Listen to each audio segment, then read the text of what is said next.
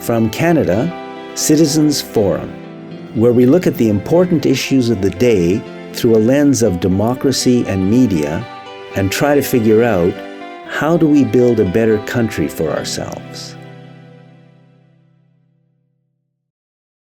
Hello, welcome to From Canada Citizens Forum. It is Saturday, April the 19th, 2025. My name is Jack Atkin. I'm here with Norm Ryder. And this show is news and international affairs from a Canadian perspective with an underlying focus, I think, on democracy and a free press. So I want to talk about our election. And to me, one of the big problems with our election right now is that there's so little democracy left in Canada that it almost doesn't really matter who we vote for. And I may be wrong, but that's certainly what I think. And one thing we can improve on for sure is our voting system. I certainly, for most of my life, never would have thought a voting system was important. But it turns out that a voting system is of great importance. And the one we have does not work as well in terms of democracy as, for example, the proportional systems that are used in most of Europe.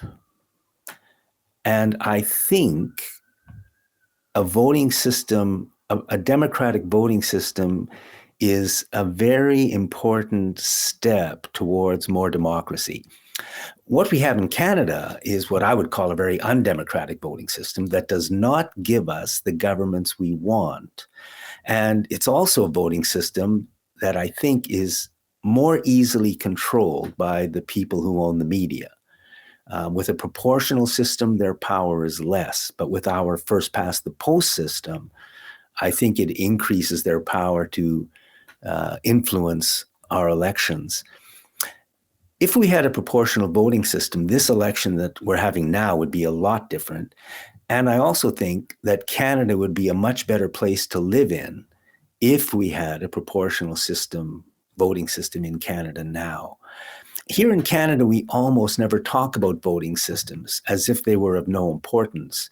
But actually, they are of great importance. And that's, I think, why we don't talk about them. Because the people who run Canada do not want us talking about how to get more democracy into Canada. That's the last thing they want. Because right now they have all the control and they're very happy with that. And that's why they are so rich, while more and more Canadians seem to be getting poorer and poorer. So let's look at the current election as it stands now. And I'm just going to transfer over to something. Yeah, so this is where things stand now, April 18th. Liberals 43.7, Conservatives 37.7, New Democrats 8.5, Bloc 5.4, Green 2.4, People's Party. But I think if we had a proportional voting system, we'd probably have a few more parties in there. But just going with what we have right here, I think the vote would be much different, because a lot of people are voting for the Liberal Party because they feel they have to keep the Conservatives out of power, and perhaps the other way around too. But that forces people to vote not how they want to vote, but how they feel they have to vote in order to keep out the guys and gals who they really don't want. So I think if we had a proportional voting system, the Liberals would probably be down closer to 30%. And the Conservatives, let's assume they stayed right where they were at 37, although they'd probably split a bit with the People's Party and another party that started up that was on the Conservative side. I think the New Democrats would probably be closer to 15%. I think the Bloc, I don't know. I can't comment on that. I think the Greens would be up around at least 10%. And the People's Party of Canada, again, I don't know. It would depend on how the Conservative Party maybe broke down into two. So what we would then have is a coalition. First, this would allow people to vote for who they want to vote for, because in a proportional system, if the Greens, for example, got 10% of the vote, which is what I think they'd get, then they'd have 10% of the seats. And that's important. The New Democrats, let's say, would be at 15%, and they get 15% of the seats. Right now, if you get 15% of the votes, you probably get 3% of the seats, right? It just doesn't give us the governments that we want to vote for. And also, we would end up with a split in power if we had a proportional system. Let's say the Liberals, New Democrats, and Greens got together to form a coalition government. That's the way it works with proportional systems. Then at least you split the power. The Liberals, as they've had for the past many years under Mr. Trudeau, they really had all the power, virtually all the power. And, I don't think that works for us. So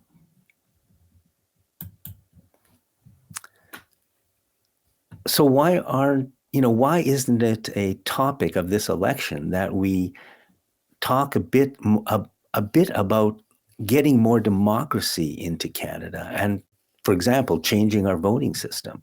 Because it's important. It's as important as the tariffs issue, really. Although most people would think I'm crazy for saying that, but believe me, the voting system is important. If we want to have more democracy in Canada, which means we people have a bigger voice in what's going on in our country, then proportional voting is one step towards that. And there's other things we have to do too. For example, in this election, we are all electing members of parliament. About, I think, 343 of them is the number, I think. But the sad fact is that none of these people we elect has virtually any real power. And instead, the prime minister, whoever that is, will have about 95% of the power or more. I mean, literally in Canada, the prime minister and the people who control him run our government. Almost no one dares stand against him or her.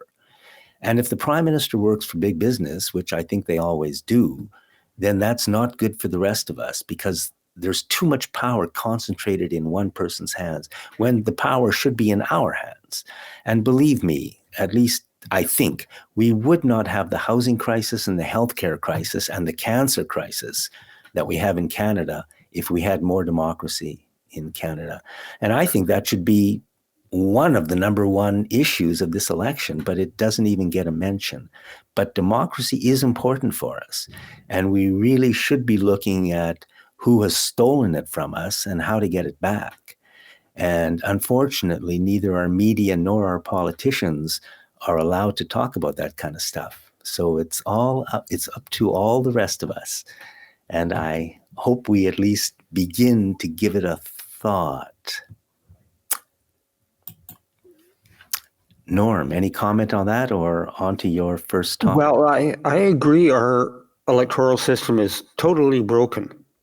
I'm just not convinced that proportional representation is the way to do it. I think that's just reshuffling the deck chairs on the Titanic, that they'll find a way to game the show no matter what happens. I mean, in my writing, I do get to vote for a theoretically possible prime minister. But apart from that, and she does have her own ideas, etc., and will represent things a bit different. But apart from that, they're all exactly the same. It really doesn't seem to matter which one you vote for. You're going to get the same deputy ministers running the show underneath whoever gets elected. I agree. There has to be more than just changing the voting system. The voting system, what we have to do next, or even before that, is to make the people we elect work for us. I mean, that should be their only job, to make sure we're getting good information and then to find out what we want and then to try to do those things. That's how our government should work in a democratic country. But instead, it's the exact opposite. All the power is at the top, and we, the people, have become basically irrelevant, which is why we have to wait for 15 hours in an emergency room while the banks make $62 billion in profits last year. Well, I'd just say that for the last 60 years, I've watched politics quite closely, and I'm so disillusioned now that I did in the advance poll go and express my opinion, I guess you could say. I wrote on the ballot. None of you are worth voting for, because I'm so disillusioned that it really doesn't matter what I do. And I think maybe, I don't know how else to protest the system that, sure, it counts as a spoiled ballot and thrown aside, but all the politicians look at it, they know that the ballot was made, that I'm not happy with you people. Maybe one of them will finally get the message that they just might have got elected if they had given the people what they want. Okay, Nora, I don't remember what your first topic was going to be, but... Oh, it's a surprise. Okay. I was going to talk about stablecoin, that we've got our cryptocurrencies, whether they're the Bitcoin style that can float in value. There's also, they keep talking about the central bank digital currency, which I guess you could say is a form of a stable currency. And then there's private stable coins. Now, they seem to be backing away from central bank digital currency, which is great. I don't like the idea that the government can control your assets, shut down, do exactly what you're doing with your money. But stablecoin will be no better. And they seem to be encouraging now. As a matter of fact, it will be worse. And that is that I guess anyone could make a stable coin, but you can be darn sure that the only ones that people will consider are the ones from the big banks, etc. And that sort of takes us back to pre-1935, when the various banks in Canada could print their own currency. There was no Canadian dollar bill, if you want to say that. 1935 brought about the formation of the Bank of Canada, which surprisingly, when I was looking at this, was a private corporation in 1935, chartered by the federal government, etc. And it wasn't until 1938 that it became at least nominally controlled by the federal government and printing the currency as we know it today. And if you notice, I've used the word currency, not money. They're different. Currency is a representation of money, but money is a, shall we say, a real asset that you can properly hold in your hand. And for that, I'll use the classic of gold. That represents money. Our currency, while we have inflation, just sort of floats around. What is the value of a dollar today? Well, a lot less than it was when we were kids. And that's a problem with fiat currency. But it's also a problem with all of the cryptocurrencies. They're all fiat currencies and can all be dissolved into nothing at essentially a flip of a switch. And that includes Bitcoin, that there's regularly the exchanges canceling or losing the money that they have in their exchanges. And of course, if it's a stable coin or if it's a central bank digital coin, it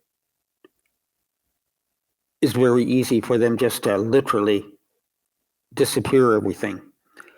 And this is something people have to start realizing, that stablecoin, as they're talking about it, is going to be no better than the digital currency that from the central bank that we maybe dodged a bullet on.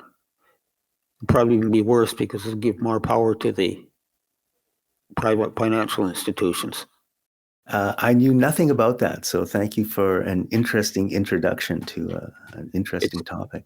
It's a big topic. We go on for a long time, and I'd get lost myself in it. But on to short snappers. Number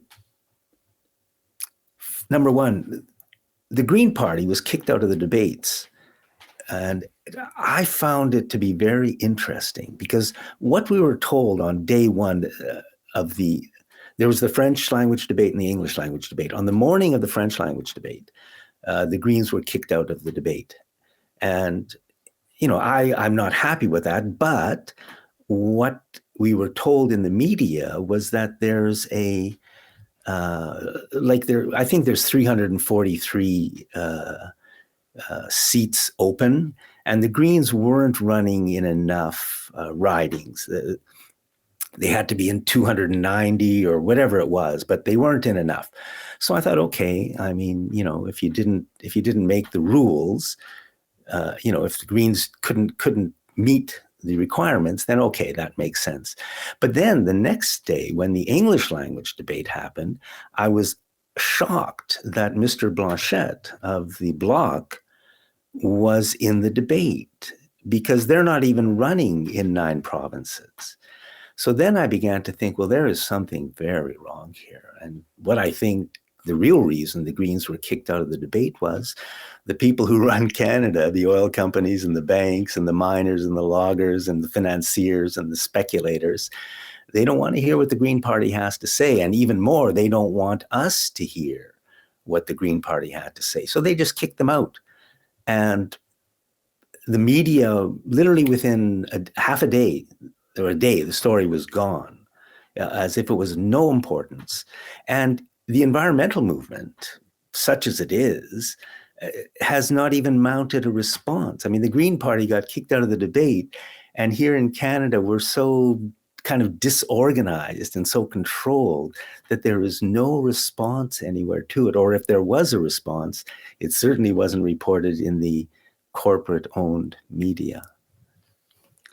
Well, my feeling, the televised leadership debates should only be ones that have somewhat of a reasonable chance of becoming prime minister. And it's almost questionable if the NDP is included in it, but they're at least somewhat running and appearing that they could be. The Green Party, we know the best they can do is opposition. But there actually were 3 criteria that they had to meet. 2 of the 3 criteria. They had to have a seat in the House. They had to have at least 5% of the national vote. And the BQ, even though they have 0% in BC, they have 5% of the national popular support. The Green Party doesn't quite hit that mark. But the reason that, in a sense, I'm glad the Green Party was not in the debate. And the reason for that is, I agree with your reasons why you think they should be, but they polled candidates. They had enough candidates running, and they polled them because they didn't want to disrupt the vote for the Conservative Party. And it's one thing for you to use strategic voting and etc. But when the political parties start doing that, frankly, they just don't qualify for consideration. That you're either running to win or you should get out. Okay, I see your points of view. I didn't know that about the 3 criteria. It's interesting. I saw at first that it was they had to be running enough seats, and okay, fine, they weren't. But then when I found out why they had them but polled them, that's a serious problem. Yes, I see that. So they pulled their candidates so they wouldn't split the anti-conservative vote. No, the pro-conservative vote. Well, it doesn't matter which way. Yeah. I get it. They supported another party at election time. Well, I just as soon vote for the other party and be done with them. Right. But if we had a different voting system, the Greens would be in government because I think they'd be part of a coalition government. And plus, I'm sure they'd be getting 10% of the votes, which would mean, you know, 30 to 35 seats. And they should, if they get 10% of the vote, they should get 30 seats. But under our current voting system, that is not allowed to happen. And so everybody has to vote Liberal or NDP because they don't want to vote Green because, you know, and I'm just using the Greens as an example here. But it's not a voting system. I think if we had a different voting system, just a lot of things would be different. Well, one of the problems is what I call the cult of the leader, that I do get to vote for, or did get to vote for, someone that theoretically could be prime minister. Most other people, they don't have one of the party leaders running. Oh, right, because you live in Elizabeth May's. Yeah, that's just by sheer coincidence, got nothing to do with anything else. And this whole idea, we're sort of copying the American political system of voting for the leader as though they are independent of the party, the political party. And using the Westminster model of parliament, we should not care about who is the nominal leader. And I say nominal leader because the leaders are totally under control of their board of directors and who knows who, that they do what they're told. And that goes all the way down, I believe, and as far down as Elizabeth May, they control the leader. And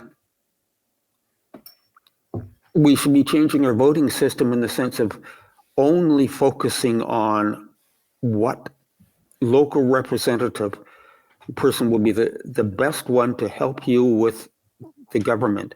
And in that sense, I'll say in support of Elizabeth May's office, she's very good. She's probably the best MP or MLA I've ever had in that sense. And this is for the non-political issues. I'm not getting a check when I should from the government. She looks into it for you.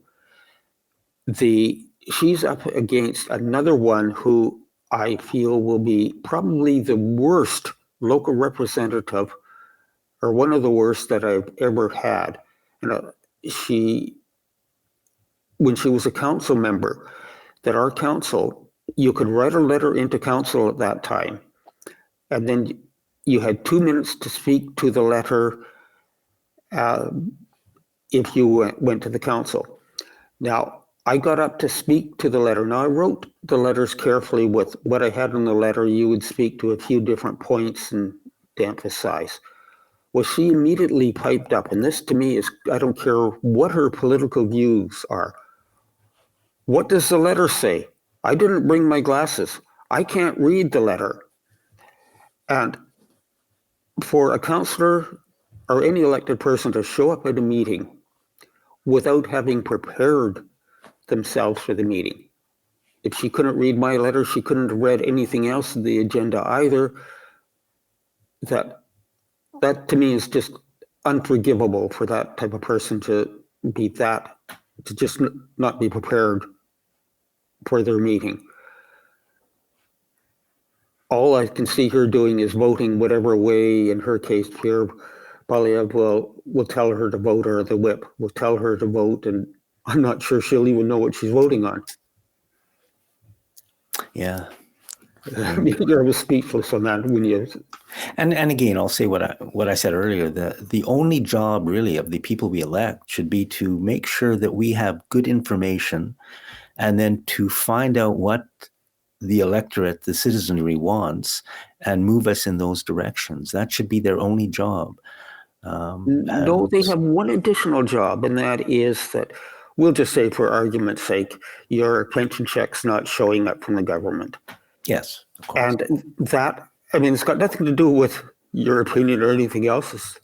It's a problem. And that's an important function, a function that people forget about, what the local representative, in most cases, it's not the representative, it's the office. And in that sense, I would say I'm lucky that we've had Elizabeth May for that, because she is good for that, no matter what anyone thinks of her political views.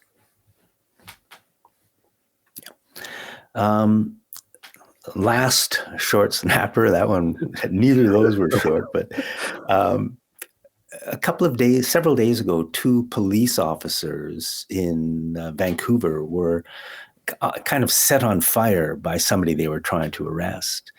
It was a mess, but nobody was seriously hurt. And of course, the guy they were trying to arrest, from what I could see, was a habitual offender. Catch and release, catch and release, catch and release. And I really, I don't get why the government has put in place these, when somebody is caught in the act of doing something over and over and over again, right? It's not like there's a complex situation that's going to require a lot of insight. I mean, they catch people red-handed, shoplifting or whatever, and they release. So they're, and then what turns out to be is that a huge amount of criminality is caused by just a small amount of people. Most people, on the streets, who are forced to live on the streets, are law-abiding citizens, but there is a small group. And so the government has put in place, and the courts have put in place, rules that there's nothing anybody can do about it.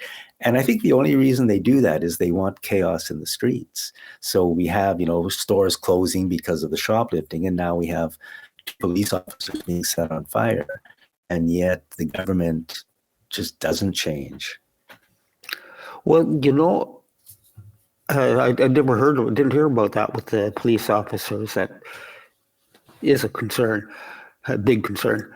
But this whole catch and release, I refer to it, or we'll just say it's part of the drug industry or the criminal industry. You've got the police making money out of it. You've got the lawyers making money out of it. You've got the judges making money out of it.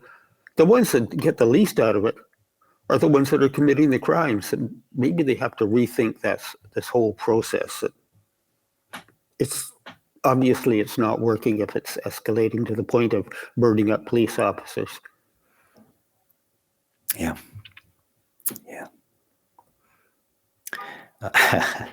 Anyways, thank you, Norm, and thank you everybody for watching this segment of From Canada Citizens Forum.